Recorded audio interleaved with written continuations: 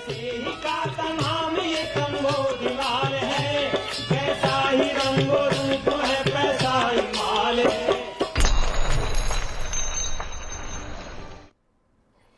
नमस्कार, मनी 9 के पसंदीदा कार्यक्रम मनी सेंट्रल में आप सभी का स्वागत है। मैं हूं विपुल सिंह। हर रोज की तरह हम हाजिर हैं दिन भर की तमाम महत्वपूर्ण खबरें लेकर के, जिनका सरोकार आपकी जेब से होता है, देश की अर्थव्यवस्था से होता है और किस तरीके से वो आपको प्रभावित करती हैं, इसका विश्लेषण करने के लिए हमारे साथ हर रोज की तरह अंशुमान तिवारी जी मौजूद हैं, मनी 9 के संपादक। अंशुमान सर, बहुत बहुत स्वागत है आपका। तो चलिए आगाज़ करते हैं आज के कार्यक्रम का और सबसे पहले नजर डालते हैं ऑन द शो पर क्या कुछ महत्वपूर्ण खबरें हैं जिन पर हम बातचीत करने वाले हैं। तो सबसे पहले जो है बातचीत करेंगे गेहूं को लेकर के। जी हाँ, गेहूं में फिर लौट आई है महंगाई। क्यों हम ऐसा कह रहे हैं और किस वजह से ये महंगाई जो है हम सबको परेशान कर सकती है, इस पर विस्तारपूर्वक अब से थोड़ी देर में चर्चा होगी। विदेशी निवेशकों की उल्टी चाल, जी हाँ, उल्टी चाल क्यों कह रहे हैं, डिटेल आपको थोड़ी देर में बताएंगे। और बजट में पूरी होगी असंगठित मजदूरों की उम्मीद, क्या है वो उम्मीदें और किस वजह से हम ये बात कह रहे हैं, बस थोड़ी देर में जो है डिटेल में इस पर बातचीत करेंगे। बेखौफ लूट रहे हैं साइबर ठग। जी हाँ, साइबर ठग के मामले लगातार देश में बढ़ रहे हैं। अभी क्या नई बड़ी खबर आई है, उसका क्या एनालिसिस है, वो अब से बस थोड़ी देर में आपको बताएंगे। और सरकार का बड़ा यू टर्न, किस मामले को लेकर के यू टर्न लिया जा रहा है, ये आपको थोड़ी देर में पता लगेगा। और बढ़ती बेरोजगारी का सनसनीखेज आंकड़ा। जी हाँ, बेरोजगारी के मामले को लेकर के कल भी हमने विस्तारपूर्वक चर्चा की थी और आज कुछ नए आंकड़े आए हैं, उस पर भी हम बातचीत करेंगे विस्तार से। चलिए तो शुरू करते हैं आज का कार्यक्रम। महंगाई सरकार और रिजर्व बैंक के लिए सिरदर्द साबित हो सकती है। हाल के दिनों में मक्का और गेहूं की कीमतों में तेजी देखी जा रही है। बीते 3 महीने में मक्के का भाव करीब 25% तक बढ़ गया है। अक्टूबर के दौरान कर्नाटक की देवगिरी मंडी में औसतन भाव 1850 रुपये था, जो कि अब 2300 रुपये के ऊपर पहुंच गया है। इसी तरह जनवरी में अब तक गेहूं की कीमतों में 4% से ज़्यादा की तेजी आ चुकी है। 1 जनवरी को दिल्ली में गेहूं का भाव 2600 रुपये प्रति क्विंटल से नीचे था, जो कि अब 2700 के ऊपर पहुंच चुका है। सर, क्या अनाज सस्ता होने की कोई उम्मीद दिखाई दे रही है या फिर इंपोर्ट ही करना पड़ेगा? ये लगातार हम इस खबर पे मनी सेंट्रल के दर्शकों को बता रहे हैं और ये नया आंकड़ा है। दिसंबर तक ऐसा लग रहा था कि रबी की बुवाई के आंकड़े आते आते गेहूं की कीमतों पर थोड़ा नियंत्रण रहेगा, लेकिन जैसे ही जनवरी की शुरुआत हुई, जनवरी के शुरुआती हफ्तों में ही गेहूं की कीमतें लगातार बढ़ना शुरू हो गई हैं। और ये एक किस्म का पैराडॉक्स है या अंतर्विरोध है, क्योंकि अगर आप रबी के फसल चक्र के हिसाब से देखें विपुल, तो 2 ही महीने बचे हैं। 2 महीने बाद तो रबी की नई फसल और गेहूं की नई फसल बाजार में आने वाली होगी। और ये बता रही है कि भारत की फूड इकोनॉमी में या भारत की खाद्य अर्थव्यवस्था में दबाव कितना ज़्यादा है और मांग और सप्लाई का मिसमैच, अंतर कितना बड़ा है।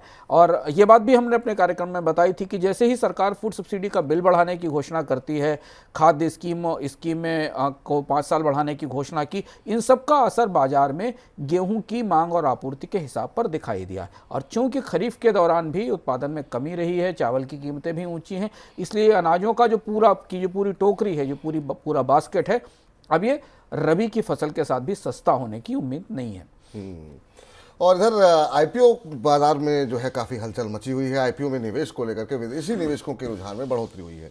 आंकड़ों के मुताबिक 2023 के दौरान भारतीय शेयर बाजार में विदेशी संस्थागत निवेशकों ने जितनी खरीदारी की है, उसका लगभग 1/4 हिस्सा आईपीओ मार्केट में गया है। जी हाँ, सही सुना आपने, 1/4 हिस्सा आईपीओ में लगाया गया है। 2023 के दौरान विदेशी संस्थागत निवेशकों ने आईपीओ मार्केट में 44,950 करोड़ रुपए की खरीदारी की है। सर, ये विदेशी निवेशकों की आईपीओ बाजार में इतनी दिलचस्पी, ये रुख क्या दिखा रहा है आपको? ये बड़ा रोचक और विश्लेषण मांगने वाला या विश्लेषण परक आंकड़ा है। पोर्टफोलियो इन्वेस्टर्स ने पिछले साल 2023 के कैलेंडर ईयर में जनवरी से दिसंबर तक भारतीय बाजार में करीब 1.7 लाख करोड़ रुपए का निवेश किया, जिसमें से 44,950 करोड़ रुपए, 45,000 करोड़ रुपए आईपीओज में प्राइमरी मार्केट में गए। आमतौर पर विदेशी निवेशकों को प्राइमरी मार्केट के मामले में इतना सक्रिय उत्साही नहीं माना जाता है, क्योंकि विदेशी निवेशकों के निवेश करने का एक पैटर्न है, उनके पास एक रिसर्च है, उनमें जो पैसा लोग लगाते हैं, जिनका पीछे से पैसा वो लेकर आते हैं, उन्हें कंपनियों के कामकाज पर, उसके परफॉर्मेंस पर, उसकी संभावनाओं पर गहरे रिसर्च के बाद उसमें निवेश किया जाता है। और इसलिए विदेशी निवेशक लंबे समय के लिए निवेश करने के आधार पर बाजार में आते हैं। लेकिन भारत के स्टॉक मार्केट में पिछले 1 साल के दौरान आईपीओ का जो बूम आया, उसमें सबसे बड़ा हिस्सा एफपीआईज को मिला। एफपीआईज ने बड़ा निवेश किया और ये निवेश खास तौर पर शायद लिस्टिंग गेन्स के लिए किया गया। यानी भारत के सेकेंडरी मार्केट में अपॉर्चुनिटी मौजूद थी, पर आईपीओज ने अपनी परंपरा को, अपनी व्यवस्था को तोड़कर आईपीओ प्राइमरी मार्केट में बहुत बड़ा पैसा लगाया। मुझे वो दिन याद है विपुल जी, आज से 2-3 साल पहले के, जब भारत की आईपीओ लाने वाली कंपनियां विदेशी निवेशकों को समझाने बुझाने में खासी मुश्किल महसूस करती थी। उनको कन्विंस करना मुश्किल होता था कि वो कंपनी की संभावनाओं के आधार पर, नई कंपनी की संभावनाओं के आधार पर निवेश करें। लेकिन ये रुख अब बदलता दिखाई दे रहा है, और खासतौर से 2021 और 2022 की तुलना में तो आईपीओ मार्केट में, प्राइमरी मार्केट में विदेशी निवेशकों का निवेश बिल्कुल आश्चर्यजनक है, चौंकाने वाला है। और मुझे लगता है शायद इस वजह से रुझान बढ़ा होगा, जिस तरीके के रिटर्न उन्होंने देख रहे थे कि मतलब आते हुए आईपीओ में बाजार में देखने को मिले, तो शायद ये चीज़ आकर्षित कर रही हो। लेकिन पैटर्न बदला है निश्चित रूप से। 1 फरवरी को पेश होने वाले बजट में सरकार की तरफ से संगठित और असंगठित क्षेत्र के मजदूरों की सामाजिक सुरक्षा के लिए किसी योजना की घोषणा की संभावना जताई जा रही है। रिपोर्ट के मुताबिक सरकार की तरफ से न्यूनतम वेतन या पेंशन को लेकर के घोषणा हो सकती है। सरकार ने असंगठित क्षेत्र के मजदूरों की जानकारी जुटाने के लिए पोर्टल भी शुरू किया हुआ है, जिस पर रजिस्टर हुए श्रमिकों को ई श्रम कार्ड भी बांटे गए हैं। सरकार की तरफ से दिसंबर की शुरुआत तक 29 करोड़ से ज़्यादा ई श्रम कार्ड बांटे जा चुके हैं। सर, ये किस तरह की सोशल सिक्योरिटी की बातचीत चल रही है, पहले तो ये बताइए। ये उम्मीद फिर जगी है। हर साल बजट से पहले एक उम्मीद जगती है कि जो ई श्रम पोर्टल पर सरकार ने तमाम असंगठित श्रमिकों को रजिस्टर कराया था, उन्हें कुछ मिलेगा कि नहीं, उन्हें कुछ दिया जाएगा कि नहीं दिया जाएगा। ये पिछले 3-4 साल से लगातार चलने वाली बात है। हालांकि इस साल पूरा बजट नहीं आना है, अंतरिम बजट आना है, और अंतरिम बजट में भी सरकार 3-4 महीने के खर्च को लेकर आएगी। लेकिन चुनावों को देखते हुए शायद असंगठित श्रमिकों के लिए कोई घोषणाएं इसमें हो सकती हैं, और इसके लिए सरकार के भीतर जो स्कीमें हैं, जिन स्कीमों में अलग अलग सोशल सिक्योरिटी के प्रावधानों पर या स्कीमों पर पैसा दिया जाता है, चाहे वो महिला और बाल कल्याण की स्कीमें हों, या अनुसूचित जाति से विकास से जुड़ी स्कीमें हों, या अलग अलग मंत्रालयों की स्कीमें हों, उनका एक हिस्सा मिलाकर ये इस बात के संकेत हैं कि शायद ई श्रम पोर्टल पर रजिस्टर्ड लोगों को कुछ एक किस्म की पेंशन योजना दी जा सकती है, या उन्हें उनके न्यूनतम वेतन को सुनिश्चित करने के लिए किसी तरीके की मदद दी जा सकती है। हालांकि अभी इसका पूरा प्रारूप स्पष्ट नहीं है कि क्या होगा इसमें। जी सर, लेकिन एक चीज़ मन में जो सवाल जो उठ रहा है, क्या इसका पूरा खर्चा केंद्र सरकार उठाएगी या राज्य सरकार के साथ शेयरिंग होगी, किस तरीके से इसका? अभी इसका प्रारूप स्पष्ट नहीं है, क्योंकि अगर सोशल सिक्योरिटी की कोई यूनिवर्सल स्कीम लाई जाती है तो वो केंद्र सरकार के और राज्य सरकारों के दोनों की हिस्सेदारी से चलेगी। और जहां तक वेतन भुगतान की बात है या मिनिमम वेजेस भुगतान की बात है, उसमें राज्य सरकारों की भूमिका बड़ी होती है हमेशा, और राज्य सरकारों को भी अपने तरफ से पैसा देना पड़ता है। लेकिन ये एक ऐसा हिस्सा है जिस हिस्से में कोविड और कोविड के पहले से ही मान लें, कोविड के दौरान तो सबसे ज़्यादा बेरोजगारी, जॉब में कटौती, नौकरियों में कटौती का सामना करना पड़ा है। तो इस क्षेत्र को सरकार को, इस हिस्से को, असंगठित श्रमिकों को सरकार से ज़रूर कुछ ना कुछ उम्मीद है, और वो उम्मीद पूरी होनी चाहिए। चलिए, उम्मीदें हैं, अब देखना ये उम्मीदें पूरी हो पाती हैं कि नहीं, और चूँकि चुनावी साल है तो हो सकता है कि इस पर जो है विचार किया जाए। इधर देश में चीनी उत्पादन को बढ़ावा देने के लिए सरकार की तरफ से गन्ने के रस से इथेनॉल तैयार करने पर लगाए गए प्रतिबंध को कोर्ट में चुनौती मिलने की संभावना जताई जा रही है। इसी आशंका को ध्यान में रखते हुए सरकार ने कोर्ट में पहले ही कैविएट फाइल कर दिया, ताकि इस मुद्दे पर कोई भी फैसला सुनाने से पहले कोर्ट एक बार सरकार का पक्ष सुने। दिसंबर की शुरुआत में सरकार ने गन्ने के रस से चीनी उत्पादन पर रोक का फैसला सुनाया था। सर, हालांकि ये फैसला बाद में बदला गया शर्तों के साथ, लेकिन क्या सरकार ने जल्दबाजी में ये फैसला लिया? लगता है ऐसा, और पिछले कई दिनों के कई फैसलों पर हम लगातार इस पर चर्चा करते रहे। एक और ये फैसला था, जैसे कि आप हार्डवेयर के इंपोर्ट को लेकर लाइसेंस का फैसला, या ट्रकर्स की स्ट्राइक को लेकर फैसला, ये भी एक ऐसा फैसला था जो अचानक सरकार इस फैसले को करने के बाद लड़खड़ा गई। फैसला यह था कि चीनी की बढ़ती कीमतें देखकर सरकार ने तय किया कि जो गन्ने का जूस या शुगर केन का रस एथेनॉल उत्पादन में जाता है, उसे रोक दिया जाएगा, और इसे रोककर चीनी के उत्पादन में बढ़ावा दिया जाएगा। ये फैसला चीनी उद्योग के लिए या शुगर इंडस्ट्री के लिए किसी शॉकर से कम नहीं था, क्योंकि इन कंपनियों ने भारत में एथेनॉल उत्पादन के लिए तमाम निवेश कर रखा है, मशीनें लगा रखी हैं, कैपिटल इन्वेस्टमेंट कर रखा है, और भारत सरकार ने तो बड़ा लक्ष्य रखा था कि एथेनॉल की ब्लेंडिंग को हर साल बढ़ाया जाएगा। तेल कंपनियों ने स्पेशली सब्सिडी का प्रोविजन किया था, जिससे ये एथेनॉल चीनी मिलों से खरीदा जाता था।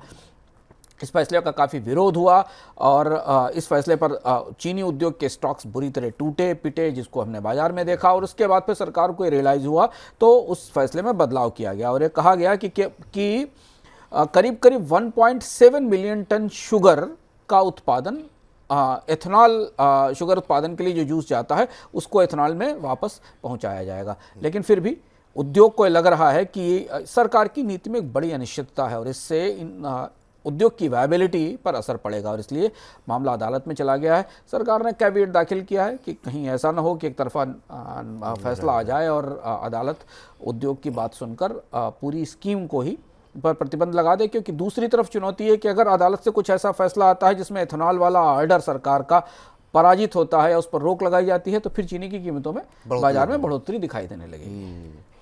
इधर देश में सेकंड हैंड टू व्हीलर्स का बाजार तेजी से बढ़ रहा है और कई दिग्गज कंपनियां भी सेकंड हैंड बाइक मार्केट में उतर गई हैं। पावरफुल बाइक बनाने वाली कंपनी रॉयल एनफील्ड ने रियोन नाम से एक ब्रांड लॉन्च किया है, जिसके तहत रॉयल एनफील्ड की सेकंड हैंड बाइक्स की बिक्री की जाएगी। सर, ये सेकंड हैंड बाइक का बाजार है कितना बड़ा और क्या संभावना यहाँ पर दिखाई और ये बाजार भारत में नए सिरे से उभर रहा है। हालांकि भारत में नई बाइकों के बाजार की बात की जाती थी, लेकिन ये माना जा रहा है कि भारत में सेकेंड हैंड बाइक का बाजार करीब करीब जो नई बाइक का बाजार है उससे 1.5 गुना तक ज़्यादा हो सकता है। और ये उभरता हुआ बाजार है जिसके पीछे कई सारे आर्थिक और महंगाई और कीमतों के कारण है। लेकिन इसमें इनफील्ड की तरफ से एक नया ब्रांड आया है और इनफील्ड पहले भी ऐसा करती रही है कि अपनी पुरानी बाइक्स की जो डिमांड है उनकी डिमांड को देखते हुए उसे रिफर्बिश करके नए सिरे से बेचती है। तो रियोन नाम का एक ब्रांड है, इससे पहले एक और ब्रांड था। इसके अलावा भी बाजार में सस्ती और मझोली बाइकों का भी एक सेकेंड हैंड बाजार तैयार हो रहा है, जिसमें कि वो नॉर्मल कंपनियों की बाइक्स भी हैं, हीरो होंडा या बजाज की, जो आमतौर पर नए बाजार में ज़्यादा बिकती हैं। और इसके पीछे शायद एक बड़ी वजह कीमतों का या नई बाइक्स की कीमतें महंगा होना है। सर, इसका कोई असर आप देख रहे हैं टू व्हीलर मार्केट पे भी देखने को मिलेगा? टू व्हीलर बाजार इसके लिए कैसे तैयार करेगा अपने को ये देखना जरूरी है, क्योंकि भारत में नए टू व्हीलर्स की मांग पर ही निवेश किया जा रहा है। और हमेशा जब भी सेकेंड हैंड प्रोडक्ट्स का मार्केट बढ़ता है तो इसका ये इस बात का भी संकेत होता है कि लोग नए वाहनों को खरीद पाने की क्षमता नहीं रखते हैं। जैसे आप पुराने रिफर्बिश स्मार्टफोन का बाजार देखिए, पिछले 2 साल के दौरान स्मार्टफोन की कीमतें बढ़ी तो फिर पुराने स्मार्टफोन का बाजार बढ़ना शुरू हुआ। पुरानी कारों का बाजार देखिए, बड़ी तेजी से भारत में पुरानी कारों का बाजार बढ़ा क्योंकि नई कारें महंगी हो गई थी। और अब ये बाइक्स का बाजार भी बढ़ रहा है। कंपनियों के लिए एक चुनौती है, क्योंकि अगर पुरानी बाइक्स बाजार में तेजी से बिकेंगी तो फिर नई बाइकों की मांग में कमी आएगी। पर यहाँ वही फैक्टर जो मैंने कहा कि लगातार बाइक्स की कीमतों में जो बढ़ोतरी हुई है पिछले 2 साल में, उसने बहुत बड़े वर्ग को बाइक खरीदने की पहुंच से बाहर कर दिया और उनकी पहुंच से बाइक्स बाहर हैं, इसलिए वो सेकेंड हैंड मार्केट की तरफ जा रहे हैं। इधर एविएशन रेगुलेटर डीजीसीए की तरफ से एयरलाइन पायलट्स के लिए जारी किए गए नए नियमों के बाद एयरलाइन कंपनियों के पास पायलट्स की कमी हो सकती है। डीजीसीए ने अपने आदेश में पायलट्स के लिए विश्राम के समय में बढ़ोतरी की है। रिपोर्ट के मुताबिक नए नियमों के बाद एयरलाइन कंपनियों के पास पायलटों की 20% कमी होने का अनुमान है। सर, ये कौन से नियम हैं जिनके कारण ऐसा माना जा रहा है कि 20% कमी हो जाएगी? विपुल, अभी तक लगातार खबरें आती रही हैं कि पायलट्स टायर्ड का शिकार हैं, स्ट्रेस का शिकार हैं, उन्हें ज़्यादा ड्यूटी करनी पड़ती है और इसके कारण विमान यात्रियों की सुरक्षा को और उड़ान की सुरक्षा को खतरा है। भारत का जो एविएशन रेगुलेटर है डीजीसीए, उसने नए नियम जारी किए हैं। उन नए नियमों के हिसाब से एक पायलट को कम से कम प्रति सप्ताह 36 से 48 घंटे का आराम देना ज़रूरी होगा। यानी जब उसका फ्लाइंग रोटा या फ्लाइंग रोटेशन चार्ट बनाया जाएगा तो उसमें 48 घंटे तक उसे कोई उड़ान नहीं दी जाएगी।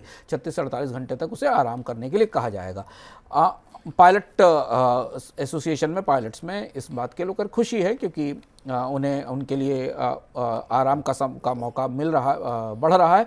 लेकिन एविएशन कंपनियां बुरी तरह परेशान हैं, क्योंकि उन्हें ऐसी स्थिति में अपनी उड़ानों को सक्रिय रखने के लिए 20% ज़्यादा लोगों की ज़रूरत होगी, क्योंकि इन नियमों के हिसाब से आमतौर पर एक पायलट 5 ही दिन काम करेगा, 2 दिन वो उड़ान में या ड्यूटी पर नहीं होगा। आज मौजूदा परिस्थिति में अभी जो पैटर्न है ड्यूटी के, उसमें पहले से ही शॉर्टेज है पायलट की। हम बराबर बताते भी आ रहे हैं कि कई विमानन कंपनियों को महंगी कीमत पर कोचिंग करनी पड़ रही है और उसको लेकर विमान कंपनियों में विवाद भी हो रहे हैं।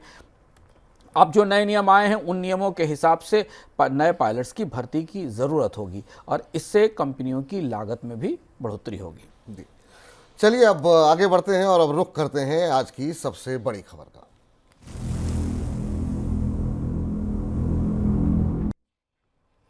दिल्ली पुलिस ने साइबर ठगी से जुड़े एक गिरोह का खुलासा किया है। ये लोग साइबर ठगी से की गई कमाई को ठिकाने लगाने के लिए बैंक अकाउंट किराए पर देते थे। पुलिस ने इस मामले में 2 लोगों को गिरफ्तार किया है। जांच में पता चला कि धोखाधड़ी के जरिए बैंक खाते में आने वाली रकम का 10% हिस्सा किराए के रूप में वसूलते थे। लूटी गई रकम को खाता बुक ऐप के जरिए ट्रांसफर करते थे ताकि किसी को शक ना हो। साइबर ठगी का एक और मामला जयपुर में भी सामने आया है, जहां पर 12 फेल ठगों की गैंग के पास से 1 लाख आधार कार्ड मिले हुए हैं, जिनका इस्तेमाल वे साइबर ठगी में करते थे। सर, ये बैंक खाते को किराए पे देना, ये समझ में नहीं आया, जरा हमारे दर्शकों को आप समझाइए। देखिए, साइबर फ्रॉड करने वाले विपुल आप बिल्कुल बेखौफ होकर, बेधड़क होकर हर उस तरीके से फ्रॉड कर रहे हैं और लगातार हम उन नए नए तरीकों का ईजाद होता देख रहे हैं जिन्हें हमने नहीं सुना था। बैंक अकाउंट को सुरक्षित और सही माना जाता है, बैंक में पैसा रखना सुरक्षित माना जाता है, बैंक अकाउंट की जानकारी सुरक्षित होती है। और अब ये जो फ्रॉड पकड़ा दिल्ली पुलिस ने, इसमें कुछ लोग ऐसे पकड़े गए जो सिर्फ बैंक अकाउंट का किराए के तौर पर इस्तेमाल करते थे। अब ऐसा क्यों है? क्योंकि कोई भी ट्रांजेक्शन करने के लिए आपको बैंक अकाउंट की ज़रूरत है, भले ही वो फ्रॉड हो या किसी तरीके का ट्रांजेक्शन हो, उस ट्रांजेक्शन के लिए आपको बैंक अकाउंट का इस्तेमाल करना ही होता है। तो बैंक अकाउंट के इस्तेमाल के साथ क्रेडेंशियल्स का और पहचान की सारी समस्या का समाधान हो जाता है। तो बैंक अकाउंट फर्जी नहीं है, बैंक अकाउंट जेन्युइन लोगों के हैं, उनके क्रेडेंशियल्स जेन्युइन हैं, पर इन्होंने अपने बैंक अकाउंट्स को साइबर फ्रॉड्स के साथ जोड़कर उन्हें पैसा ट्रांसफर करने के लिए, पैसा घुमाने के लिए, पैसे को इधर से उधर भेजने के लिए अपने अकाउंट्स का इस्तेमाल करने की छूट दे दी। और इसका अंदाज बैंकिंग उद्योग को भी नहीं था कि ऐसा भी हो सकता है। और इसके बाद अब बैंकिंग उद्योग के लिए समझना मुश्किल होगा कि किस बैंक अकाउंट में कौन सा ट्रांजैक्शन हो रहा है और वो किस फ्रॉड की तरफ से आ रहा है। और इस घोटाले के बाद भारतीय बैंकिंग उद्योग को नए सिरे से बैंक में जो ट्रांजैक्शंस हो रहे हैं, अकाउंट में ट्रांजैक्शंस हैं, उनके पड़ताल के नियम बनाने होंगे, जो खासा चुनौतीपूर्ण होने वाला है। लेकिन सर, ये जो 1 लाख आधार डेटा फ्रॉड वाला मामला है, वही पूरा मामला क्या है? ये बेहद सनसनीखेज है। मतलब 1 लाख के आसपास अगर आधार कार्ड और डेबिट कार्ड और क्रेडिट कार्ड की जानकारी एक ऐसे गिरोह के पास है। ये गिरोह जयपुर में पकड़ा गया। में कम शिक्षित लोग हैं, अल्प शिक्षित लोग हैं, पर इन्होंने स्मार्टली साइबर फ्रॉड्स की ट्रेनिंग ले रखी थी। माना जाता है कि इस सरगना, इस गैंग का संबंध जामताड़ा से हो सकता है, जो भारत में साइबर फ्रॉड के लिए कुख्यात है। और इन्होंने लोगों के आधार कार्ड, डेबिट कार्ड के डेटा को हैक किया, चुराया और उसे चुराकर अलग अलग तरीके से इस्तेमाल किया। बहुत लंबा नंबर है और इससे दिखाई दे रहा है कि भारत में आम लोगों के डेटा जिन जगहों पर, जिन रिपोजिटरीज में रखे हुए हैं, वो बिल्कुल सुरक्षित नहीं है। उन्हें कोई भी सामान्य हैकर जो कि थोड़ी बहुत हैकिंग सीख लेता है और वो जाकर इन डेटा को ले सकता है। इसमें भी मोडस ऑपरेंडी ये थी कि इन्होंने सोशल मीडिया प्लेटफॉर्म से, वेबसाइट से और ऐप से लोगों का डेटा चुराया।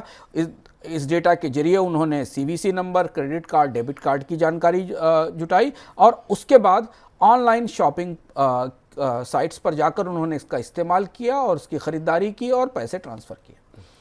तो कितने बेखौफ हो गए हैं ये साइबर ठग, ये आप देख सकते हैं। और इसी तरह का बातें जो है हमने हमारे मनी 9 के सर्वे में भी सामने निकल करके आई थी, जरा उसको भी देख लेते हैं क्या कुछ वो आंकड़े सामने निकल करके आए थे। तो यहाँ पर ठगी का तरीका किस तरीके का है, इसमें जो है वित्तीय धोखाधड़ी जो है वो 50% के मामले की है, निजी जानकारी की चोरी जो है 25%, फ़ोन हैकिंग के जरिए जो ठगी हो रही है वो 12% और अन्य जो माध्यम है 13%। सर, मनी 9 के सर्वे में भी सामने आया था कि किस तरीके से ये ठगी हो रही है, कैसे देख रहे हैं नंबर? ये आंकड़ा बहुत महत्वपूर्ण है और इसमें हो सकता है आपको इस आंकड़े में जो नीला वाला हिस्सा उसे देखकर ये समझ में आए कि 82% लोग तो भारत में साइबर ठगी का शिकार ही नहीं हुए। दरअसल ये 82% लोग भी साइबर ठगी का शिकार हुए हैं, पर इसमें बहुत सारे लोगों को तो यही नहीं पता है कि साइबर ठगी हुई है उनके साथ। और चूंकि भारत में आज तक इतने सालों में साइबर ठगी को या साइबर फ्रॉड को रिपोर्ट करने का कोई सिस्टम ही नहीं बन पाया है, कोई ढांचा ही नहीं बन पाया है, इसलिए बहुत सारा साइबर फ्रॉड अनरिपोर्टेड है। अगर उन्हें पता भी नहीं कि उनका आधार कार्ड हैक हो चुका है, उनका डेटा चोरी हो गया है या उन्हें फिशिंग का या स्कैमिंग का पार्ट बनाया गया है। तो भारत में पहली सबसे बड़ी ज़रूरत तो ये है कि साइबर फ्रॉड्स की रिपोर्टिंग का एक सिस्टम बनाया जाए, जो भी जैसी भी परिस्थिति में हो कम से कम रिपोर्ट हो। और दूसरी जो सबसे ज़्यादा निराशाजनक परिस्थिति ये है कि अभी भी साइबर फ्रॉड के शिकार लोगों को न्याय दिलाने की, उनके डूबे हुए पैसे दिलाने की कोई व्यवस्था नहीं है। उन्हें कोई कंपेंसेशन मिलने की व्यवस्था नहीं है किसी भी स्थिति से। अधिकतम अगर वो बहुत कोशिश करके कहीं अपनी रिपोर्ट दर्ज भी करा देते हैं तो उनकी रिपोर्ट दर्ज हो जाती। और इसलिए आपको भारत में साइबर फ्रॉड्स की मैसिव अंडर रिपोर्टिंग मिल रही है, यानी पीड़ित लोग अपनी बात या अपनी इस रिपोर्ट भी अभी नहीं पहुंचा पा रहे हैं। निश्चित रूप से। और कई बार तो मेरे जानने वालों में एक दो मामले ऐसे हुए हैं कि एफआईआर दर्ज नहीं करती है पुलिस कई बार इस मामलों में, रिपोर्ट लिख लेंगे लेकिन कहते हैं एफआईआर नहीं लिखेंगे। अधिकांश राज्य सरकारों में बड़े शहरों को छोड़ दें तो ना तो साइबर फ्रॉड के एक्सपर्ट हैं पुलिस के पास, ना उनकी इंक्वायरी का कोई सेटअप है, और ना पूरी पुलिस फोर्स में वैसे ट्रेंड लोग हैं। कुछ ही जगह साइबर सिक्योरिटी सेल हैं जहां थोड़ा बहुत हमें इस मामले में रिपोर्ट और सक्रियता दिखती है, और इसीलिए आपको दिखता है कि फ्रॉड के शिकार लोगों की रिपोर्ट्स नहीं है और वो शिकार हैं उनके बारे में जानकारी नहीं होती। इधर कच्चे तेल का रणनीतिक भंडार तैयार करने के लिए सरकार ने जो योजना तैयार की थी उसकी ज़मीन पर लागू होने की उम्मीद खत्म हो गई है। इस योजना पर सरकार ने 5,000 करोड़ खर्च करने की घोषणा की थी। इसके जरिए देश में करीब 90 दिन की ज़रूरत का रणनीतिक ऑयल रिजर्व तैयार करना था, लेकिन कच्चे तेल के बाजार में भारी उतार चढ़ाव और भविष्य में कीमतें घटने की आशंका को देखते हुए सरकार ने अब फैसला किया है कि फिलहाल ये खर्च नहीं होगा। सर, ये रणनीतिक रिजर्व को लेकर के क्या कुछ योजनाएं थी, किस तरीके से फंडिंग होनी थी? ये सरकार का बड़ा यू टर्न है, और पेट्रोलियम सेक्टर में एनर्जी सुरक्षा की दृष्टि से पिछले 2-3 साल में ऐसा सब कुछ हुआ जो आपको बेहद चौंकाने वाला दिखाई देगा, और उसी श्रृंखला में, उसी सीरीज में ये फैसला भी है। जैसे भारत का एक्सपोर्ट बढ़ना, भारत का घरेलू कच्चे तेल का उत्पादन बुरी तरह टूटना, भारत का लगातार स्पॉट पर कच्चा तेल खरीदना यानी फ्यूचर्स में नहीं खरीदना, पार्लियामेंट्री स्टैंडिंग कमेटी ने बताया, और उसी क्रम में ये भी एक महत्वपूर्ण यू टर्न है और एक बड़ी असफलता भी है भारत के एनर्जी सिक्योरिटी के मैनेजमेंट के तौर पर। हम बताते हैं कि दरअसल क्या हुआ 2020 में, 2019-20 में जब कच्चे तेल की कीमतों में बहुत तेज गिरावट आई थी, $19 के आसपास पर बैरल के आसपास कच्चे तेल की कीमतें चली गई थी, तब भारत में बड़े जोर शोर से एक स्कीम की घोषणा की गई थी कि भारत दुनिया के अन्य देशों की तरह अपना एक स्ट्रेटेजिक ऑयल रिजर्व बनाएगा। स्ट्रेटेजिक ऑयल रिजर्व अपना दुनिया के प्रमुख देशों की जरूरत है और वो बनाते हैं, और इसमें सस्ती कीमत पर कच्चे तेल को खरीद कर स्टोर किया जाता है ताकि किसी भी परिस्थिति में, दुनिया में युद्ध में, बाढ़ में, किसी भी परिस्थिति में अगर कोई क्राइसिस हो तो देश के पास 1-2 महीने के कच्चे तेल का भंडार उपलब्ध हो और उसको बाजार पर निर्भर न रहना पड़े। और लक्ष्य था कि 90 दिनों का कम से कम स्ट्रेटेजिक ऑयल रिजर्व भारत के पास होना चाहिए। इसके लिए जगह की पहचान भी कर ली गई थी। यह था कि भारत के सेंट्रल इंडिया के कुछ हिस्सों में जो सिक्योर्ड हिस्से हैं वहां पर बनाया जाएगा। उसके बाद बात हो गई, घोषणा हुई, सुर्खियों में दिखाई दी। अब वित्त मंत्रालय ने इस साल के बजट की तरफ बढ़ते हुए और सरकार के 5 साल पूरे होते हुए इस स्कीम को कैंसिल कर दिया, स्पाइक कर दिया और खत्म कर दिया कि भारत फिलहाल स्ट्रेटेजिक रिजर्व नहीं बनाएगा।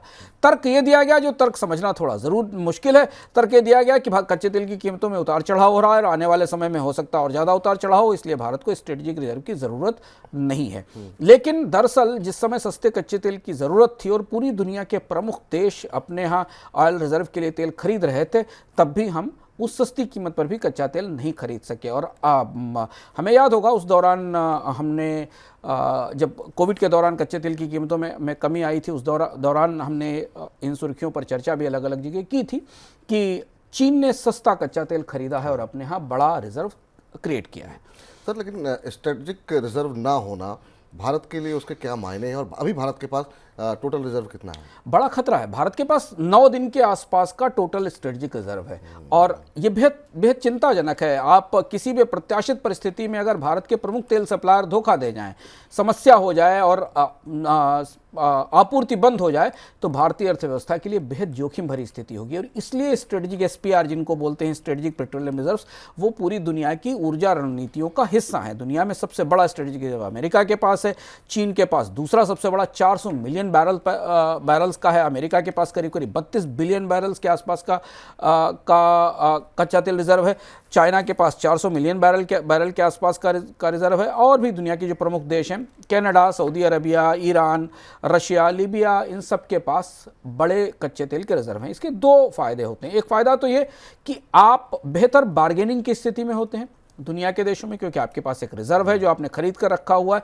दूसरा ये कि किसी भी स्थिति में कच्चे तेल की कीमतें मान लीजिए रिकॉर्ड लेवल पर पहुंच जाएं, जिसकी का खतरा है $100, $125, तो आप अपने रिजर्व का इस्तेमाल कर सकते हैं और उसके जरिए अपने बाजार में दखल देकर कच्चे तेल की कीमतों को सीमित रख सकते हैं। जो तेल की दुनिया के खबरों से वाकिफ़ हैं या उससे राबिता रखते हैं, उनको पता होगा कि अमेरिका के बाजार में अमेरिका के स्ट्रेटेजिक रिजर्व के स्तर के आधार पर कच्चे तेल की कीमतें तय होती हैं। वहाँ कितना तेल बढ़ा, वहाँ से कितना तेल निकला, इस आधार पर अमेरिका में कच्चे तेल की कीमतों पर को इन्फ्लुएंस किया जाता है।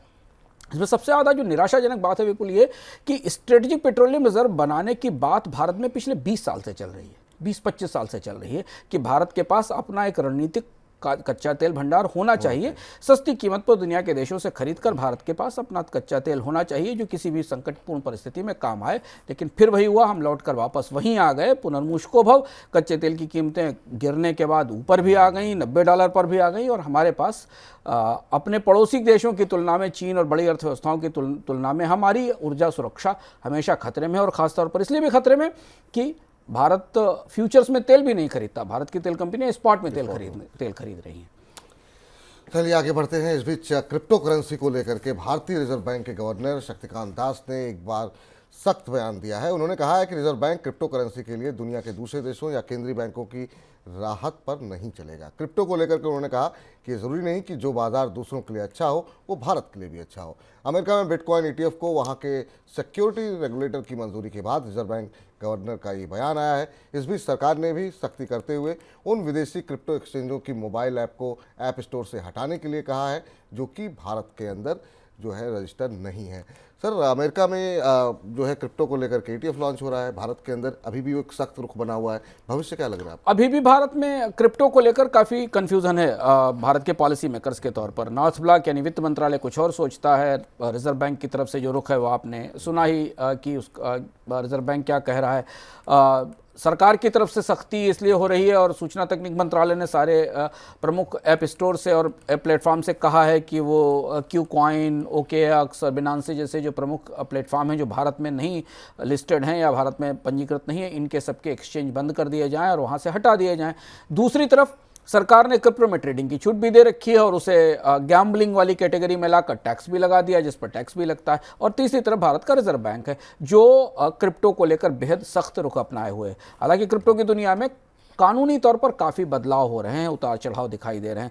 आज से 6 महीने पहले, 8 महीने पहले दुनिया के तमाम देश क्रिप्टो को लेकर सशंकित थे, लेकिन अब अमेरिका में SEC ने, जो वहाँ से का सिक्योरिटी एक्सचेंज कमीशन है, उसने ETF को के ट्रेड की इजाज़त दे दी है। उसके बाद हमें बिटकॉइन की कीमतों में बढ़ोतरी भी दिखाई दी। लेकिन भारत में आज तक क्रिप्टो की बहस को चलते चलते 3 से 4 साल हो गए, कानूनी ढांचा, स्ट्रक्चर स्पष्ट नहीं हो पाया, बिल भी नहीं आया, स्पष्ट रूप से कानून भी नहीं बना। भारत के रेगुलेटर हमेशा कई जबानों में, कई अलग अलग भाषाओं में अलग अलग तरीके के बयान देते रहे, और इसलिए इस पूरे कारोबार को लेकर गहरी अनिश्चितता हमेशा रहती है।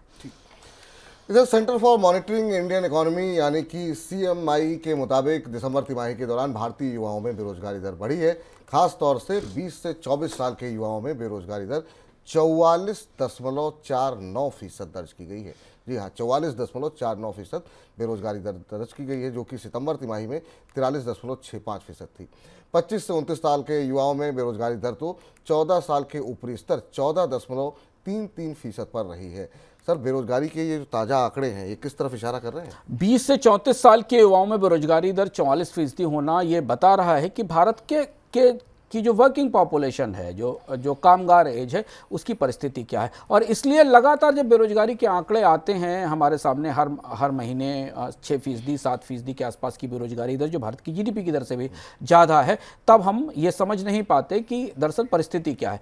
CMI के आंकड़ों से हमें ये 2 चीज़ें महत्वपूर्ण पता चली हैं। एक तो ये कि ये वो क्लास है जिस क्लास के लिए रोजगार बढ़ाने की, स्किल देने की, पढ़ाई की बहुत सारी योजनाएं बनाएगी, लेकिन उसके बाद भी भारतीय बाजार में पर्याप्त रोजगार उपलब्ध नहीं है। और दूसरा, यही वो क्षेत्र है जहां से गिग इकोनॉमी में सबसे ज़्यादा रोजगार भी आए थे, जिन्होंने गिग में या अस्थायी रोजगारों पर में काम किया था, जिन पर पिछले 1 साल के दौरान काफ़ी कटौती हुई है, स्टार्टअप हों या ई-कॉमर्स कंपनियां हों। और इसलिए साल बीतते बीतते भारत की अर्थव्यवस्था की तस्वीर काफ़ी गुलाबी है। 7% के से ऊपर की आर्थिक विकास दर पिछली तिमाही में दिखाई दी। इस साल माना जा रहा है, वित्त मंत्रालय और रिजर्व बैंक एक तरफ ये कह रहा है कि भारत की आर्थिक विकास दर 7% से ऊपर रहेगी। दूसरी तरफ भारत की कामगार आबादी में बेकारी का स्तर 44-45% तक पहुंच गया है। चलिए कुछ और महत्वपूर्ण खबरों पर भी जरा नजर डाल लेते हैं झटपट में।